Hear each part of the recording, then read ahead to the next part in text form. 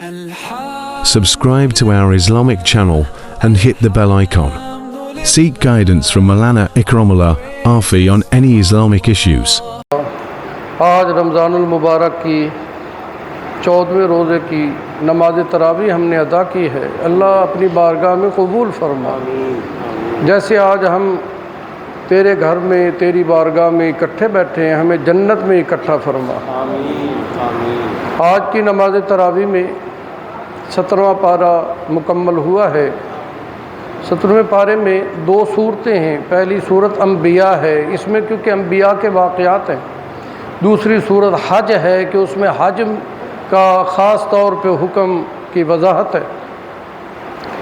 سورۃ الانبیاء کی ابتدائی آیت میں اقترب للناس اللہ فرماتے ہیں جو تم اعمال کر رہے ہو قریب ہے کہ اس کا حساب ہوگا اور تم اس سے غافل ہو. حساب کب ہوگا؟ موت کے آنے پر. دنیا کی آنکھ جب بند ہو جائے گی حساب کا سلسلہ شروع ہو جائے گا. اور آگے اللہ فرماتے ہیں وہ لوگ جو کہتے ہیں کہ ایک معبود نہیں ہے کئی معبود ہیں، ایک حاجت روا نہیں ہے کئی حاجت روا ہیں، ایک مشکل کشا نہیں ہے کئی مشکل کشا ہیں. اللہ فرماتے ہیں پھر وہ سن لیں کہ اگر معبود زیادہ ہوتے تو نظام کائنات میں فساد برپا ہو جاتا. اگر 2 الہی ہوتے، ایک کہتا کہ میں بارش برساتا ہوں، دوسرا کہتا نہیں، تو آپس میں جھگڑا ہو جاتا، نظام کائنات فنا ہو جاتا.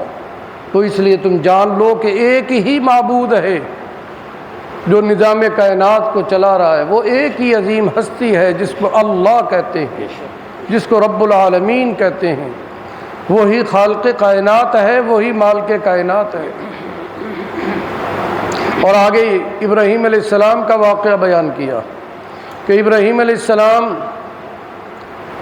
جب ان کی قوم میلے پر جا رہی تھی، ابراہیم علیہ السلام سے بھی انہوں نے کہا کہ آؤ ہمارے ساتھ ابراہیم میلے پر چلیں. تو حضرت ابراہیم نے انکار کیا اور کہا انی سقیم، میں بیمار ہوں، آپ ہی جائیں، میں نہیں جا سکتا. تو وہ تمام کے تمام میلوں پر چلے گئے. یہ میلوں کا سلسلہ بھی اس کا مطلب ہے کہ بہت پرانا ہے، ابھی نیا نہیں ہے میلوں پر جانا اور وہاں پر کبڈیاں اور بزرگوں کے مزارات پر ڈھول ڈھمکے گاجے باجے اور شو تھیٹر، یہ سب چیزیں لغویات لہویات، یہ اولیاء اللہ کی مزار پر اولیاء اللہ کی بھی توہین ہے. کتوں کی لڑائیاں، گھوڑوں کی لڑائیاں، کشتیاں، کبڈیاں، یہ کیا ہے؟ اس کا ثواب کس کو ملے گا؟ قرآن پڑھنے والے نہیں ہیں، نماز پڑھنے والے نہیں ہیں، اور ان لغویات میں مبتلا ہونے والے بہت ہیں. بزرگوں کے مزارات پہ اللہ معاف فرمائے، بزرگوں کا ادب کرنے کی ہمیں توفیق عطا فرمائے. میلے پر قوم چلی گئی، ابراہیم علیہ السلام نہیں گئے، انکار کر دیا. تو ابراہیم علیہ السلام نے دیکھا اب کوئی بھی نہیں ہے، موقع بہت اچھا ہے، تو آپ نے کلہاڑا اٹھایا. آج کی سورۃ انبیاء میں یہ خاص طور پر واقعہ، کلہاڑا اٹھایا اور ان کے رب واڑے میں چلے گئے، خدا خانے میں، خدا گھر، جیسے وہ ہوتا ہے عجائب گھر، گرجا گھر، ایسے ہی ان کا تھا خدا گھر. وہاں پر خدا رکھے ہوئے تھے، کوئی مٹی کا بنا ہوا، کوئی پیتل کا، کوئی لوہے کا، کوئی سونے کا، کوئی چاندی کا، مختلف دھاتوں سے تیار کیے ہوئے خدا. یہ مورتیاں تھیں، انسانی مورتیاں، انہوں نے اتنا بڑا، بہت بڑا ہال تھا، اس میں رکھے ہوئے تھے. تو ابراہیم علیہ السلام کلہاڑا لے کر داخل ہو گئے. آپ بت شکن تھے. اللہ کا ہر نبی بت شکن ہوتا ہے، بتوں کو توڑنے والا ہوتا ہے. ہمارے پاک پیغمبر نبی کریم صلی اللہ علیہ وسلم بیت اللہ میں 313 بت رکھے ہوئے تھے اور آپ نے بھی وہ توڑ دیے، لیکن کلہاڑے سے نہیں. آپ کے ہاتھ میں چھڑی تھی، ایسے آپ اشارہ کرتے اور وہ نیچے دھڑم گرتا. لات، عزیٰ، منات، یہ سارے بتوں کے نام ہے. حبل، یہ سب ہی حضور صلی اللہ علیہ وسلم کے اشارے سے سارے دھڑا دھڑ نیچے گرتے گئے. اور آپ نے بیت اللہ کو فتح مکہ کے موقع پر صاف کر دیا، سب کو نکال پھینکا. تو ابراہیم علیہ السلام کو ہزارہ لے کر داخل ہوئے، کسی کی ناک توڑی، کسی کا بازو توڑا، کسی کی ٹانگ توڑی، کسی کے کان پہ کڑھاڑا لگایا، کسی کی آنکھوں پر لگایا، سب کو معذور کر دیا، عیب دار بنا دیا۔ اور جو ان میں بڑا تھا نا، لمبا تڑنگا، اس کے کندھے پر کلاڑا رکھ کر آپ باہر نکل آئے۔ قوم جب میلے سے واپس آئی تو آتے ہی رب باڑے میں داخل ہوئے۔ اندر داخل ہوئے تو دیکھا کہ خداؤں کا تو حلیہ بگڑا پڑا ہے، یہ کیا ہو گیا؟ بڑے حیران ہوئے، پریشان ہوئے، یہ ہمارے خداؤں کے ساتھ کیا کس نے؟ کون ظالم ہے جس نے ہمارے خداؤں پر ظلم کیا؟ ہمارے خداؤں کو لنگڑا لولا بنا دیا، عیب دار کر دیا۔ ان میں ایک شیطان تھا انسانی شکل میں، اس نے کہا ابراہیم یہاں موجود تھا، ہم نے نہیں کہا تھا کہ آپ بھی چلیں؟ اور وہ نہیں گیا، وہی ہے۔ اور میں نے کئی مرتبہ ان کو ہمارے خداؤں کو برا بھلا کہتا بھی سنا ہے، وہ تو دشمن ہے ہمارا بھی، ہمارے خداؤں کا بھی۔ وہ ایک خدا کا پجاری ہے، اسی کی دعوت دیتا ہے، ہمارے ان خداؤں کا انکار کرتا ہے وہی ہے۔ تو سب قوم کے، سب کے ذہنوں میں ابراہیم علیہ السلام ہی چلے آئے۔ انہوں نے، نمرود نے ابراہیم علیہ السلام کو اپنے دربار میں طلب کیا۔ تو ابراہیم علیہ السلام دربار میں آئے، وہ ایک مناظرہ جو تیسرے پارے میں گزرا ہے بیان کر چکے، وہ ہوا، اس میں وہ بات ہوا، نمرود لاجواب ہوا، ابراہیم علیہ السلام کی دعوت غالب آئی۔ ہر اللہ کا نبی دین کا داعی ہوا کرتا ہے، دین کا مبلغ ہوا کرتا ہے۔ یہ نبی دین کو پھیلانے کے لیے ہی تو اللہ نے بھیجے ہیں، دین کو دنیا میں غالب کرنے کے لیے دنیا میں بھیجے ہیں۔ انبیاء کے آنے کا مقصد یہی تھا۔ تو ابراہیم علیہ السلام کے لیے انہوں نے سزا متعین کی کہ ابراہیم تم نے یہ کیا ہے۔ حضرت نے فرمایا مجھ سے کیا پوچھتے ہو، ان کے بڑے سے پوچھو، وہ جس کے کندھے پہ کلاڑا ہے۔ ان کا وہ تو بولتے نہیں۔ کہا کہ عقل کے اندھو، جب وہ بولتے نہیں تو خدا کیسے بن گئے؟ وہ کھاتے نہیں تو خدا نہیں ہے، وہ بولتے نہیں ہیں، وہ حرکت نہیں کر سکتے، جو اپنی حفاظت نہیں کر سکے وہ خدا کیسے؟ خدا وہ ہے جو کائنات کی حفاظت کرے، مخلوقات کی حفاظت کرے، اور وہ کیسے خدا ہیں؟ اپنی حفاظت نہیں کر سکے اور بولتے نہیں ہیں۔ میرا خدا تو بولتا ہے۔ تو انہوں نے کہا ہمارے خداؤں سے پھر تم مذاق اڑا رہے ہو، اس کی سزا بڑی سخت ہے۔ تو ابراہیم علیہ السلام نے جواب دیا کہ میں پھر سزا بھگتنے کے لیے تیار ہوں۔ تو انہوں نے ایک میدان میں لکڑیاں جمع کرنے کا اعلان کیا، تمام نے لکڑیاں، اور اس پر فضائل سنائے گئے، جو اس میں لکڑیاں پھینکے گا اتنا ثواب ملے گا، اتنا اجر ملے گا، یہ کچھ ملے گا۔ اب شوق سے، ذوق سے تمام کے تمام ایندھن لے کر آ رہے ہیں جناب، اور جنگل بھر دیا انہوں نے، کوئی تھوڑی، کوئی زیادہ، کوئی کیسے، اتنی لکڑیاں ہو گئیں ٹنوں کے حساب سے، جدھر دیکھے لکڑیاں ہی لکڑیاں۔ ان میں آگ لگائی، کیونکہ مشرک کی عقل پہ پردہ ہوتا ہے، پردہ ہی تو ہوتا ہے کہ ایک کو چھوڑ کر کئیوں کو مانتا ہے، ایک کو چھوڑ کر کئیوں کے آگے جھکتا ہے، ایک کے در کا منگتا نہیں، کئیوں کے در کا منگتا بنا ہوا ہے، در در کا بھکاری ہے، یک جائی نہیں ہر جائی ہے، مجاہد نہیں مجاور ہے۔ تو وہ جب آگ لگی نا لکڑیوں کو، وہ تو آگ کے شعلے آسمانوں سے باتیں کرنے لگے، دور دور تک تپش۔ اب قریب آئے کون؟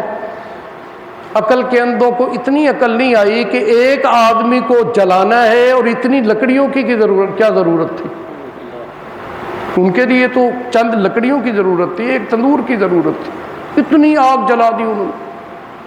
اب قریب کوئی نہ آئے تو شیطان پھر انسانی شکل میں آیا، اس نے مشورہ دیا منجنیق بنائیں، وہ جیسے گلیل ہوتی ہے، منجنیق میں رسیوں سے ان کو باندھ دیں، پھر منجنیق کو چلائیں اور پھر رسیاں کاٹیں، یہ آگ میں چلے جائیں گے۔ تو ابراہیم علیہ السلام کو منجنیق میں باندھ دیا گیا اور چلانے لگے، فرشتے بھی آ گئے، بارش کا فرشتہ حاضر ہے، پہاڑوں کا فرشتہ حاضر ہے، اور سیلاب کا فرشتہ حاضر ہے، طوفان اور آندھی چلانے والا فرشتہ حاضر ہے، اور سب کہہ رہے ہیں ہمارے لیے کوئی خدمت ہو تو بتائیں۔ ابراہیم علیہ السلام نے فرمایا تم خود آئے ہو یا اللہ نے بھیجا ہے؟ کہا کہ نہیں ہم خود آئے لیکن اجازت سے آئے، اللہ نے بھیجا نہیں، خود آئے، اپنی مرضی سے آئے۔ تمہارا تعاون کرنے کے لیے آئے. چاہو تو پہاڑوں کو اٹھائیں آگ پر ڈال دیں، چاہو تو بارش برسائیں آگ کو ٹھنڈا کر دیں، چاہو تو طوفان اور آندھی لائیں اور یہ پوری آگ جلتی ہوئی اٹھائیں اور ان کے گھروں کو جلا دیں. تو ابراہیم علیہ السلام نے فرمایا مجھے اے فرشتوں تمہاری ضرورت نہیں ہے، تمہاری مدد کی ضرورت نہیں ہے، میرا اللہ میرے لیے کافی ہے. یہ سب سے پہلے جملہ ابراہیم علیہ السلام نے بولا تھا، حسبی اللہ لا الہ الا ہو، میرے لیے میرا اللہ کافی ہے، تمہاری ضرورت نہیں.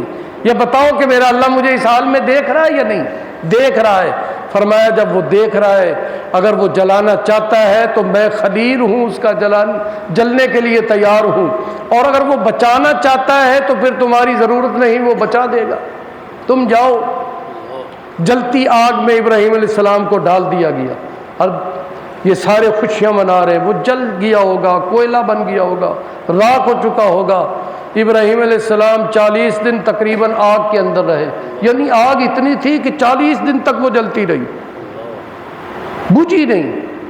تو اللہ رب العزت نے آگ کو ڈائریکٹ بلا واسطہ خطاب کیا، یا نار کونی بردم و سلاما، اے آگ میرا خلیل میرا دوست تیرے اندر آ رہا ہے، اس کو جلانا نہیں ہے، اس کے بدن کا بال تک نہ جلے، ان کے لیے باغ بن جاؤ، ان کے لیے بہار لے آؤ. تو کہتے ہیں کہ جس درخت کی لکڑی تھی نا، وہ لکڑی وہی درخت بن گیا. آم کی لکڑی تو آم بن گیا، امرود کی لکڑی امرود بن گیا، اور وہاں تو باغ بن گیا. ابراہیم علیہ السلام اندر سیر و تفریح کر رہے ہیں، مزے کر رہے ہیں. انگاروں کو اللہ نے پھل بنا دیے، فروٹ بنا دیے، کھا رہے ہیں، مزے کر رہے ہیں، اور زندہ سلامت باہر آ گئے. یہ اللہ کی قدرت ہے. آگ نہ جلا سکی کیونکہ آگ بھی اللہ کے تابع. پانی ڈبو نہیں سکتا جب تک اللہ کا حکم نہ ہو، آگ جلا نہیں سکتی جب تک اللہ کا حکم نہ ہو، چھری کاٹ نہیں سکتی جب تک اللہ کا حکم نہ ہو. تو ابراہیم علیہ السلام فرمایا کرتے تھے میری زندگی کے بہترین دن وہی جو نمرود کی جلتی ہوئی آگ میں گزرے ہیں. یہ واقعہ بیان کیا. اور آج کی سورہ انبیاء کے آخر میں اللہ نے حضور نبی کریم صلی اللہ علیہ وسلم کا خاص لقب وما ارسلناک الا رحمۃ للعالمین یہ بیان کیا. آپ سارے جہانوں کے لیے رحمت ہے. درختوں کا سایہ آپ کی رحمت، چاند کی روشنی آپ کی رحمت، سورج کی تابانی آپ کی رحمت، ستاروں کی جگمگاہٹ آپ کی رحمت، پہاڑوں کی بلندی آپ کی رحمت، درختوں کا قیام آپ کی رحمت. یہ ساری رحمت ہی رحمت ہے.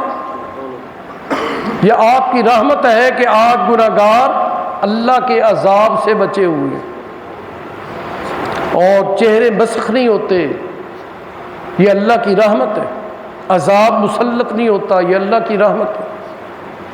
پھر آگے صورت حج ہے، جو حج کے مسائل ہیں اس میں حج ان کے لیے زندگی میں ایک مرتبہ ہے جو حج کے آنے جانے کا خرچہ رکھتے ہوں، گھریلو ضروریات سے زائد جن کے پاس ہو ان پر حج فرض ہے.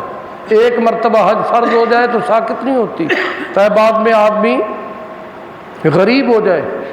لہذا ملازم جب ریٹائر ہوتا ہے تو اس کو پینشن ملتی ہے، پینشن ملتے ہی اس پر حج فرض ہو جاتا ہے. لیکن وہ حج کی طرف توجہ نہیں دیتا، پلاٹ خریدتا ہے، مکان بناتا ہے، کاروبار کرتا ہے، دکانوں کی فکر کرتا ہے، حج چھوڑ دیتا ہے. حج اس پر اس وقت فرض ہو چکا ہوتا ہے، لیکن بعد میں کچھ ہوتا نہیں، فرضیت اس کے سر پر منڈلا رہی ہوتی ہے حج کی. جب تک حج نہیں کرے گا اس وقت تک گناہ گار رہے گا. اس لیے پہلی فرصت حج کرو. بیٹیوں کی شادی بعد میں، پہلے حج، کیونکہ وہ شادی فرض نہیں ہے، وہ سنت ہے. النکاح من سنتی، ہم نے فرض سمجھا ہوا ہے. بیٹی کی شادی کر لیں جی پھر جائیں گے. او بھائی حج فرض ہے. شادی بعد میں، اپنی شادی بعد میں، بیٹے کی شادی بعد میں، بیٹی کی شادی بعد میں، اور پہلے اللہ کا حج اگر فرض ہے تو. نفلی آ جائے تو پھر نہیں ضرورت. یہ حج کے مسائل ہیں. اللہ تعالیٰ نے ابراہیم علیہ السلام کو حکم دیا کہ بیت اللہ بناؤ. بیت اللہ بنایا. یا اللہ جنگل میں تیرا گھر بنا دیا، حکمت کیا ہے؟ فرمایا کہ اب تم لوگوں کو بلاؤ. یا اللہ ارد گرد تو کوئی آبادی نہیں. فرمایا بلانا تمہارا کام، اور ان کے دلوں تک تمہارے دلوں کے کانوں تک تمہاری آواز پہنچانا میں خدا کا کام. تو ابراہیم علیہ السلام نے بلایا، حج کا اعلان کیا، عالم ارواح تک آپ کی آواز پہنچی. جنہوں نے ایک مرتبہ لبیک کہا ایک حج ملے گا، دو مرتبہ جنہوں نے لبیک کہا ان کو 2 مرتبہ حج نصیب ہوگی. جتنے مرتبہ جس روح نے کہا اتنی مرتبہ حج ملیں گی. یہ اللہ رب العزت کی شان ہے. یہ سورہ حج جس میں اللہ تعالیٰ نے حج کے مسائل کو بیان فرمایا ہے. اللہ تعالیٰ ہمیں عمل کرنے کی توفیق عطا فرمائے.